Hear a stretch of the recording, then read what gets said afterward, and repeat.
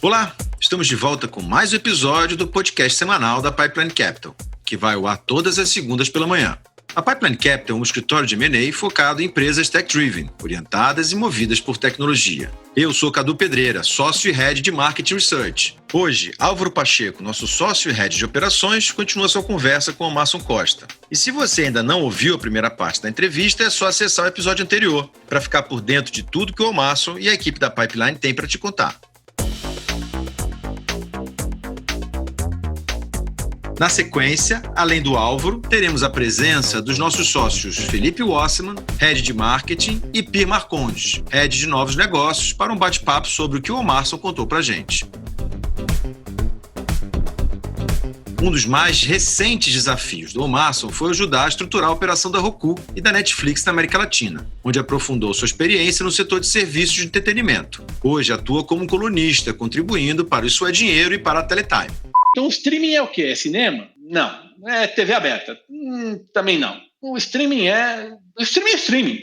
Temos aí o 5G já na esquina, 6G já falando para 2024. Quando a Netflix nasceu, um dos pitches para os investidores de Wall Street é Global TV. Novas tecnologias vão aparecer?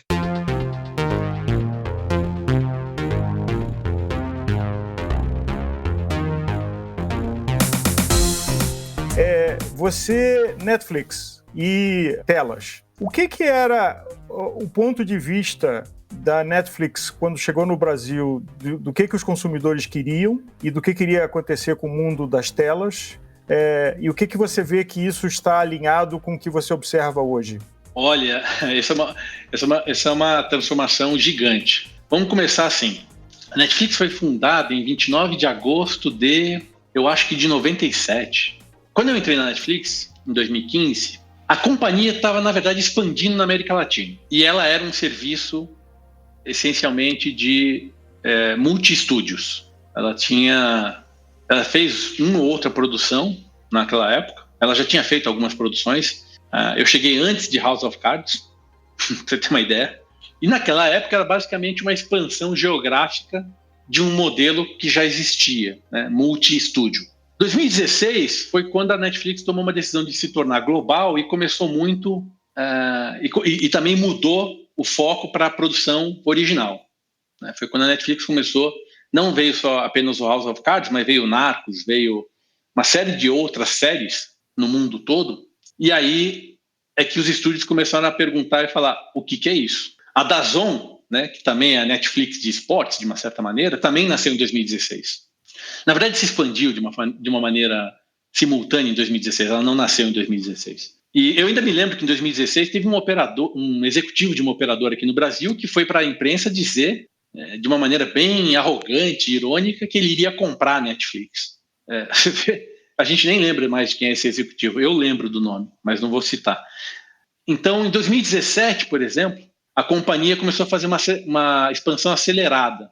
Parceria com operadoras, expandir para múltiplos canais de distribuição, ao mesmo tempo em que ela estava fazendo a produção original. Foi uma coisa simultânea. Quando os estúdios começaram a acordar, em 18, 19, que começaram a anunciar Disney Plus e outras coisas, era too late, né? Na verdade, eles já estavam atrasados. Porque, de uma certa maneira, é como você pedir inovação e fazer um grupo de líderes do cartório. Ele não vai querer mudar. Você não vai querer mudar a indústria do cinema. A indústria do cinema é a mesma desde os irmãos Lumière. E aí faça uma reflexão sobre isso.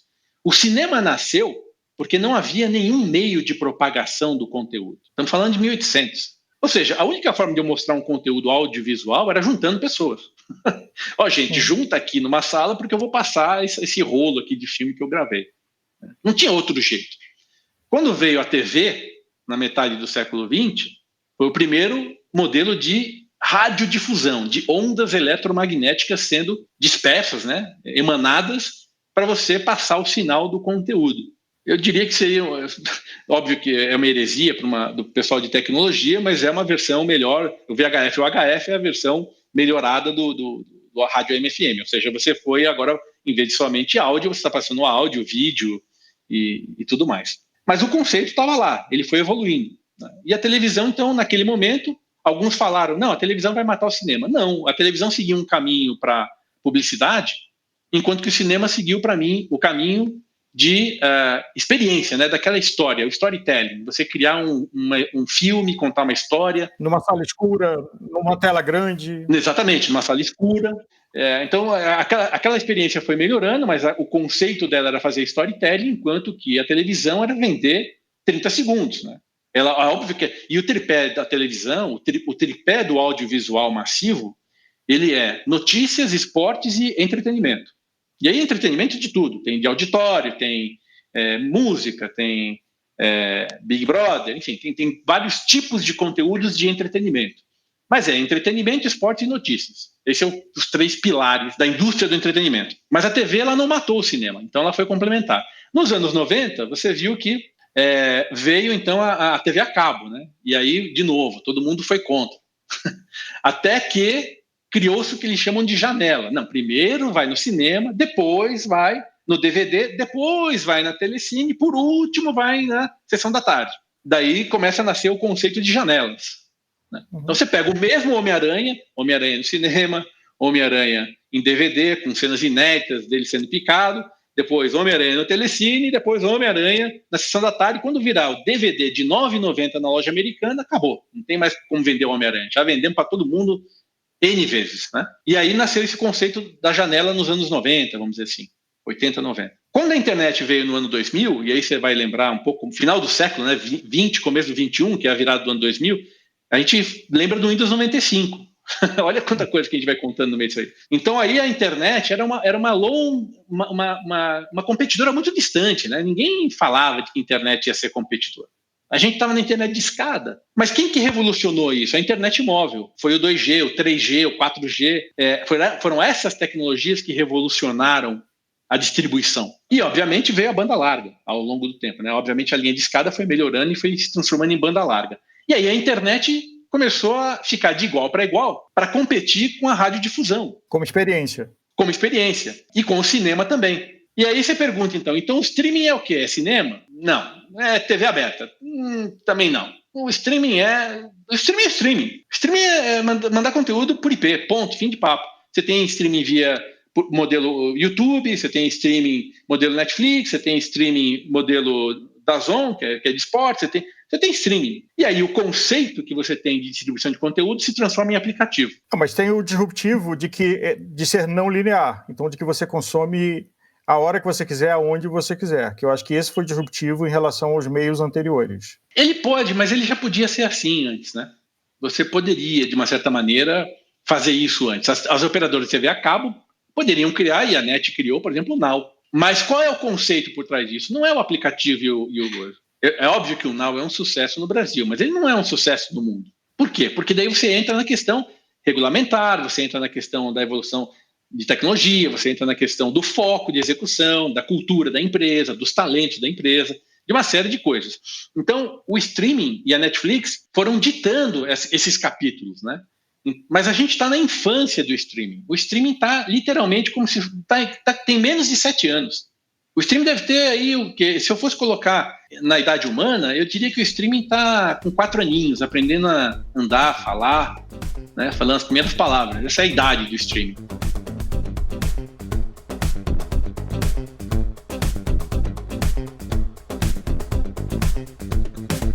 Em 2018, 2019, todo mundo começou a correr atrás da Netflix, então. Todo mundo está lançando seu aplicativo, seu conteúdo, né? Linear, não linear, ok, mas é distribuição de conteúdo. 2020 veio a Covid. O que eu espero para o segundo semestre? Tudo que estica, encolhe, tudo que vai e volta, tudo que junta, separa. Tudo que foi empacotado pela TV a cabo será empacotado pelo streaming, né? O streaming, ele quebrou os pacotes da TV a cabo e ele vai se juntar de alguma maneira novamente. Então, eu espero o reempacotamento do streaming. E surgirão novos agregadores. E, no ano passado, no Pay TV Forum do ano passado, eu comentei, inclusive, a possibilidade tanto da Amazon quanto da Apple de serem novos agregadores. E veja você, agora começam a sair os rumores de que A Apple vai empacotar o Arcade, que é jogos, o iTunes de música e o Apple TV Plus. Mas a Apple é extremamente nicho, ela é gama alta de consumidores, etc. Ok, mas ela começa a fazer um modelo de agregação totalmente diferente. A Amazon pode fazer esse modelo de agregação totalmente diferente. Então, vão surgir novas formas de agregação, mas continua sendo agregação. Aliás, essa é uma reflexão interessante, que se você pega o conceito básico do Tim Berners-Lee da internet, de que fosse uma coisa orgânica, democrática, aberta, né, open source, e todas as evoluções buscam fazer walled garden, jardim cercado. O contrário, então, exatamente. É exatamente o contrário, e a gente vê no mundo do conteúdo de que racionalmente faria sentido de que cada um ocupasse uma etapa da cadeia de valor. Na verdade, todo mundo tenta duplicar a mesma cadeia de valor, que se hoje você não tem um problema de trocar de canais de TV por assinatura, você tem um problema de trocar de app, porque aquele conteúdo está no app A, está no app B, aí você começa a assistir uma série no app A, aí depois você esquece em que app que você está. Então, acho que tem uma oportunidade aí para alguém que seja um agregador de app, ou, eventualmente, queria saber a sua opinião, se você vê uma consolidação desse excesso de ofertas de jardins cercados, duplicando ou tentando duplicar a Netflix. Do ponto de vista de conteúdo, a Netflix vai ter muita competição, né? Mas a Netflix, pelos resultados da Covid, ela agregou no último trimestre 10 milhões de assinantes, ela agregou mais do que uma net, veja você. Porque, na verdade, como é que a Netflix consegue fazer isso? Porque a oportunidade da internet em entretenimento é de 4 bilhões de pessoas conectadas na internet. 4 bilhões de pessoas. A Netflix está chegando a 200 milhões. É nada. É por isso que as ações valem tanto, entre outros fatores. Mas quando você tem essa dimensão, a televisão, o negócio da televisão, ele era um negócio fragmentado. Quando ele nasceu nos anos 40, cada país, até porque a comunicação social, ela é parte da política do país, é parte de controle do governo. Pense você assim, quando nasceu lá nos anos 40, cada país tem o seu Silvio Santos, o seu Edir Macedo, o seu Roberto Marinho, cada país. Multiplique isso 190 vezes. Multiplico isso por número de emissoras. Então, o mundo da televisão, ele é um mundo fragmentado, naturalmente. O que faz a internet? Quando a Netflix nasceu, um dos pitches para os investidores de Wall Street é Global TV. Se eu quisesse ser uma TV global, eu teria que falar com 190 países, cada um. Ir lá, pedir licença de radiodifusão, montar uma antena na Paulista, no Morro da Urca, montar uma antena no Jaguaré, montar uma antena em cada uma das 5.500 municípios do Brasil. Pensa você multiplicado por 190 países. Aí eu venho com a Netflix e falo assim, através da internet, eu lanço em 190 países. Por exemplo, o catálogo da Netflix. Você acha que a Netflix foi perguntar para o governo da Indonésia se poderia fazer conteúdo LGBT num país muçulmano? Não. Não.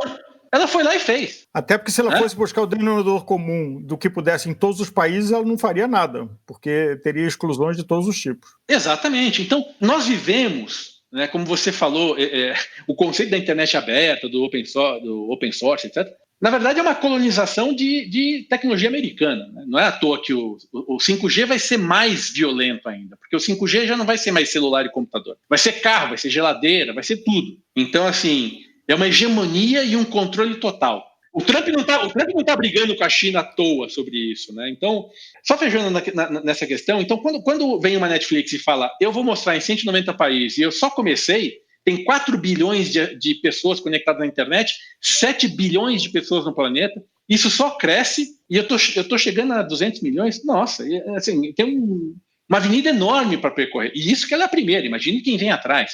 Quer dizer, tem muito mercado para todo mundo. Só que você não pode e não deve pensar localmente. Essa é a grande diferença. Porque a maioria dos players continua pensando territorialmente. Eu vou liderar na França, eu vou liderar na Espanha, eu vou liderar no Brasil. Enquanto os consumidores já não são mais cidadãos geográficos, são cidadãos digitais. Então a geografia prevalente é digital, não é geográfica. Exatamente.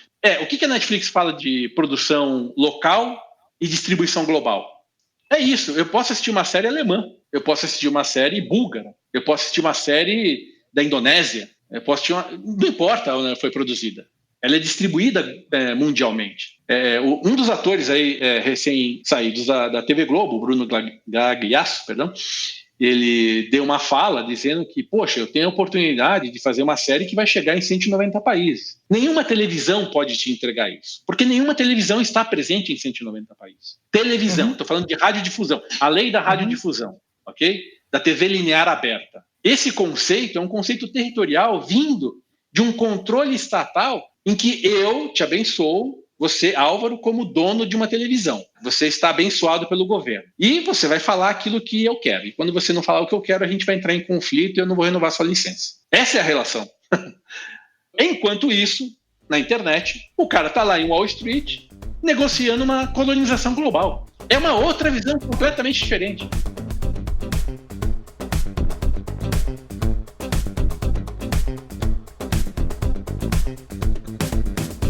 Eu queria fechar esse nosso programa com uma pergunta. Nós ainda estamos no meio do furacão da Covid-19. Mas se você fosse, talvez com a única consenso de que a gente não tem a menor noção do que vai acontecer, mas se você fosse especular uma mudança de comportamento que permanecerá pós-Covid, quando isso passar, o que você diria? Assim, que este efeito da Covid gerou uma mudança que será mais perene no comportamento do consumidor? E aí talvez vamos focar um pouquinho no consumo do audiovisual. Eu não atribuo isso à Covid, mas eu atribuo isso à mudança de comportamento de uma geração. Eu acredito que a Covid ela só acentuou isso. Ela não mudou isso. Se você assistir a Netflix, você assiste mais. Só isso. Você assistir a Globoplay, você vai assistir mais e assim por diante. O que eu acredito que mudou, ele veio anterior à Covid, que é o conceito de usar e não possuir.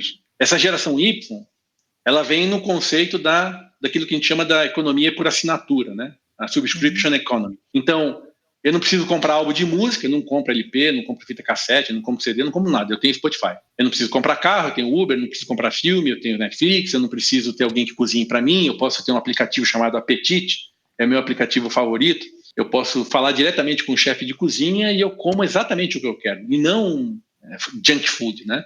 Então, eu tenho basicamente um cozinheiro à minha disposição, chama Apetite.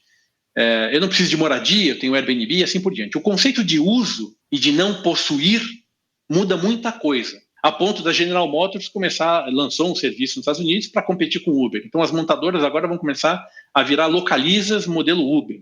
Quer dizer, é uma confusão de coisas, né? Então, é como você falou da cadeia de valor que se desconstrói e reconstrói de uma outra forma. Mas o conceito está lá. Eu continuo alugando carro, vai existir uma localiza. Ou você continua usando o carro, escutando música, assistindo filmes. Exato. Mas com outro conceito de entrega. Exato, mas eu não tenho que ter posse e declarar no meu imposto de renda, entendeu? Como a gente viveu de declarar a linha de telefone no imposto de renda, né? Nós vivemos essa época. E por que nós vivemos essa época? Porque nós vivemos um pós-guerra, né? Os baby boomers e assim por diante. Essa geração X, etc., ela vem de um modelo em que você estava em reconstrução e que o mundo havia sido devastado, de uma certa maneira, e você estava reconstruindo. Então, você tem que ter posse daquilo. Você tem que sentir segurança sobre aquilo. E a maneira de você sentir segurança é ter posse. Essa geração, ela não vê guerras há séculos. Não a guerra mundial, ainda bem que não, né? Então, ela não tem o conceito de posse. Ela não tem que... Nossa, mas por que eu tenho que ter uma casa, uma hipoteca de 35 anos? Eu posso morar em qualquer lugar, tipo, eu moro aqui, moro ali, eu uso carro, eu uso isso, eu uso aquilo. Então, isso muda completamente a forma de você pensar a economia, de você pensar os ativos, de você pensar tudo. Eu não preciso nem acumular moeda. Veja você, eu posso acumular criptomoeda. Eu posso construir uma riqueza fora do sistema monetário tradicional. Veja você que loucura, que coisa diferente. Loucura, não, para nós não, mas assim, para a maioria das pessoas, para você explicar isso, não é algo trivial. A gente vive isso mais de perto, mas a maioria das pessoas não. Então, para mim, o conceito de posse e de uso, na verdade, é que criou uma força gigantesca de uma nova economia, de uma nova forma de abordar. Uma coisa que eu gosto muito de conversar, e eu gosto de tirar sarro, né, é quando você conversa com uma empresa e dentro da reunião, algum executivo daquela empresa fala: a minha base, a nossa base. Quando alguém me fala isso, eu lembro, sabe do quê? Do Sméagol, do Senhor dos Anéis. My precious. O cara tem aquela coisa, é minha base. Meu querido, eu não sou sua base. Só de você ter falado isso, aliás, eu já estou indo embora. Você não manda na minha vida. Eu sou o consumidor, o rei supremo. Eu decido para onde eu vou. Eu saio da sua base amanhã. Eu decido, não você. E o que as empresas fazem? Elas criam um call center para piorar a sua vida o máximo possível para você não sair. Mas você vai sair. Mas você vai sair. Se você quer sair, você vai sair. E aí vem a Netflix e fala o seguinte: olha, vamos fazer o seguinte. Nós, Netflix, decidimos que quem não estiver usando o serviço, a gente vai mandar embora. Álvaro, eu olhei aqui nos últimos 6 meses, você não está usando, né? Não. Vou cortar sua conta, vou te devolver os 6 meses de dinheiro que você gastou com a gente. Você não está usando, a gente não tem relação. Somos um casal que a gente não se fala dentro de casa. Não tem sentido manter essa relação. Vai embora, tchau, seja feliz. Aí quando eu te mando embora, o que você faz? Não, eu quero ficar. Não é verdade? Então a Netflix faz o contrário das empresas. Aliás, é admirável, mas a Netflix é uma empresa que eu admiro, inclusive inveja branca de que você tenha tido a oportunidade de conhecer eles por dentro, mas a quantidade de disrupções que poderiam ter sido autofágicas, mas foram corajosas, né? De uma empresa que nasceu criando um modelo numa janela do DVD, e aí ela viu que ela precisava alugar e não vender, e estava vendendo muito, parou de vender. Aí depois, no auge do sucesso, resolveu que eu vou parar de alugar DVDs, vou começar a fazer streaming. Aí Exato. Com catálogo de terceiros, de fazer o catálogo próprio, quer dizer, tem uma sequência de disrupções e de coragens que raras organizações, no seu crescimento, você encontra. E do ponto de vista de companhia, você como companhia, entrega o melhor valor possível para o seu consumidor? Você realmente entrega valor na relação? Você se dedica àquilo? Posso fechar só com uma frase. A Netflix não matou a TV a cabo se suicidou. Obrigado, Marson. Eu acho que a experiência dele em vários lugares, especialmente na Netflix, é muito rica, porque, como alguns ouvintes podem confirmar num livro que eu recomendo, que é That Will Never Work, que é a história da Netflix desde o seu dia -1 até o seu IPO, é uma empresa que teve coragem e visão de usar da oportunidade do nascimento do DVD, da miopia dos grandes grupos de home video como o Blockbuster em ocupar esse espaço, da coragem de quando 80% ou 90% da receita eram vendas de DVD e não aluguel quando eles planejaram, abandonar isso e focar no aluguel. Quando, vendo o streaming chegar, abandonar o aluguel que estava sendo um negócio sustentável e ir para streaming, e ainda, vendo a ameaça dos estúdios em negociações de conteúdo, produzir seu próprio conteúdo. Então, Cadu Pedreira, Pierre Marcondes e Felipe Wasserman, acho que temos um assunto interessante para conversarmos. É muito, muito boa essa entrevista. Eu já conheci uma parte da história da Netflix e venho acompanhando essa guerra do streaming faz tempo. Na verdade, eu venho acompanhando e gosto muito do tema que fala sobre você tornar tudo mensalizável, né? Essa economia que ele citou aí, que você não precisa ter mais o carro, você não precisa ter mais o disco, você pode acessar o filme que você quiser dentro de casa. Acho que isso é uma das coisas mais disruptivas que a gente vê nos últimos tempos, e isso veio muito devido a uma possibilidade tecnológica, né? Você está muito ligado a essa revolução do mobile, né, na sua mão, e isso permitiu que todas essas soluções se tornassem tão populares. E hoje a gente vê no tema que ele mencionou aqui a questão do streaming, né? Que é algo que hoje está tão popular, ligado a uma possibilidade de acesso a diversas camadas sociais, a uma internet de qualidade. A gente tem aí dúvidas, né? O quanto é de qualidade a internet no Brasil em si, mas ela ainda é boa, você consegue acessar conteúdos, Netflix, Spotify, você vê muita gente usando isso em transporte público. Então, realmente, há uma facilidade de acesso e a gente tem um papel muito grande da tecnologia. Agora, a gente vê cada vez mais o número de players aumentando, a gente vê essa criação dos bundles, né? A Apple, a Amazon, que tem uma quantidade e um fôlego financeiro muito grande em fazer esses bundles a preços acessíveis, incorporando diversas mídias, né? No caso da Apple, você tem leitura de jornal, você tem música, você tem filmes, jogos. Eu acho que isso realmente está só começando. Temos aí o 5G já na esquina, CG já falando para 2024 e por aí vai. Tem muita coisa para rodar ainda. Muito interessante esse ponto que você falou, Cadu. E legal, que está tendo uma invasão de players, né? A Disney entrou, ela já tinha comprado o Hulu há tempo atrás, a gente achou que ela ia só entrar no Hulu e ela já criou a Disney Plus, a Amazon Prime, que já está forte no Brasil, a Disney Plus ainda nem chegou aqui. Mas você falou muito interessante dessas tecnologias, né? E o potencial disso. Eu estava comentando aqui em off, mas falando aqui, quando eu já trabalhei com Ancine há um tempo atrás, e era engraçado que falava sobre cinema.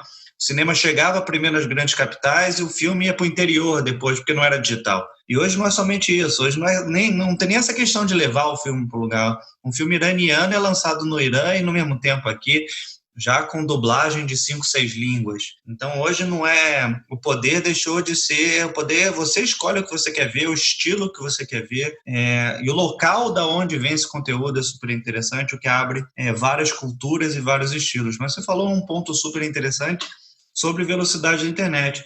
Hoje a gente considera que a gente tem uma experiência até razoável nesses meios, mas o quanto que isso vai mudar com a entrada de um 5G de verdade? Novas tecnologias vão aparecer, né? Há um tempo atrás falava sobre muita coisa, falava sobre TV 3D, em vários filmes a gente vê que o futuro era a holografia, que a gente ia ver filmes em holografia. Hoje são temas que nem se fala mais tanto, mas será que no futuro não vai voltar a se falar sobre esses temas, né? O Facebook hoje em dia é um canal de vídeo muito gigante, né? E são vários novos canais e novas frentes numa indústria de constante mutação. Ela muda muito e vai mudar cada vez mais. A gente ainda não sabe hoje do que é. Lembrando que o Netflix começou, como foi falado aqui, com troca de DVD físico, né? E depois mudou para o Netflix que a gente conhece hoje. Então, essa indústria que dominou tudo isso já começou, ela mesma se mudou para acontecer o que aconteceu hoje.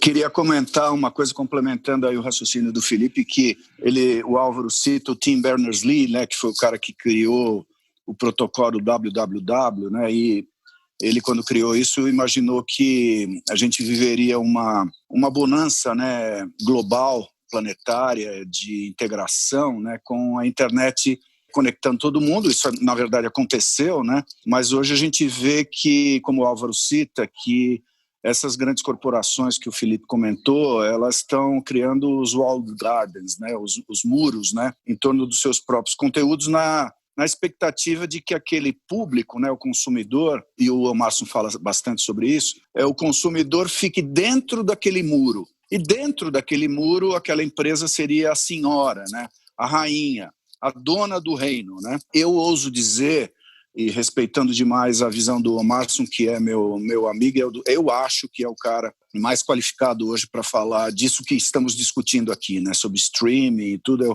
É meu guru, assim. Alguns artigos que eu já escrevi sobre esse assunto, eu não publico antes de mostrar para o Márcio, porque o Márcio é professor. Mas eu acho que passaremos por essa fase de bundles, passaremos por essa fase de walled gardens, né, que as empresas lutando por isso, mas haverá um momento, e eu acredito nisso, voltando ao Tim Berners-Lee, que o consumidor é que vai fazer os seus próprios bundles. O consumidor é que vai mandar, ele vai montar o seu próprio Lego, ele vai pegar um pedaço do Netflix, outro pedaço do Disney Plus, e isso vai ser viabilizado de alguma forma, e de algum jeito o consumidor vai continuar senhor. A ideia de que essas empresas têm, que elas são donas do consumidor, e também o Márcio fala sobre isso, de que o cara imagina que ele tem a base dele, né? A base dele não tem base dele nenhuma, né? Nós, consumidores e usuários, é que somos donos de nós mesmos, né? E das nossas decisões. Então, eu acho que em função disso e em respeito a isso, eu acredito até numa volta ao conceito do Tim Berners-Lee, que será o consumidor, o internauta, o usuário, que vai determinar o que ele quer consumir, do jeito que ele quer consumir. E aí vai quebrar essa lógica dos walled gardens, né? Então, eu acho que esse é o futuro que eu vejo acontecendo pela frente. Esse foi mais um episódio do Sob Controle, o podcast da Pipeline Capital. Esperamos os áudios de vocês com os comentários e sugestões através do nosso WhatsApp, 11 5199 0880. Para seguir a Pipeline Capital no LinkedIn, acesse linkedin.com/company/Pipeline Capital. No próximo episódio, que vai ao ar na próxima segunda pela manhã, nosso sócio e head de transaction, Paulo Sareta, entrevista Michel Alcoforado, da Consumoteca. A Consumoteca é uma empresa de consultoria focada em transformação digital e novos processos de gestão e geração de negócios. Te esperamos lá!